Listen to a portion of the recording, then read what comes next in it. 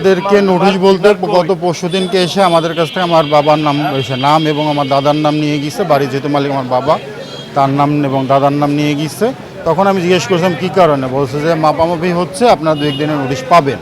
আসলে আমরা নোটিশ কোনো কিছু পাইনি। গতকালকে এসে আমাদেরকে লাল দাগ দিয়ে তখন বলে গেছে যে এই জায়গা কিন্তু ভাঙা হবে।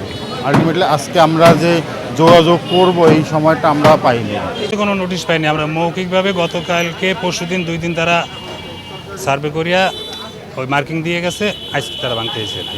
টানা 7মবারের মতো বেস্ট টিস্যু পেপার ব্র্যান্ড হিসেবে স্বীকৃতি পেয়েছে বসুন্ধরা টিস্যু। এখানে পরিমাপ হয়েছে, পরিমাপের সময় ডিমার্কেশন হয়েছে, তাদেরকে সময় দেওয়া হয়েছে, মৌখিকভাবে বলা হয়েছে যেহেতু এগুলো অবৈধ স্থাপনা, সুতরাং অফিসিয়ালি চিঠি দেওয়ার প্রয়োজন হয় না এবং এগুলো দীর্ঘদিন যাবৎ তারাও জানে যে তারাও জানে যে এটা তারা অবৈধভাবে এখানে আছে।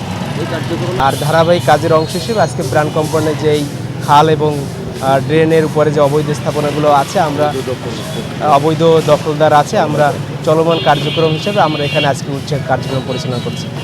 জলাবদ্ধতা দূরীকরণের লক্ষ্যে ড্রেন পরিষ্কার করার উদ্দেশ্যে আমার যতটুকু প্রাথমিকভাবে যতটুকু আমার উচ্ছেদ করার প্রয়োজন আমি ততটুকু করব।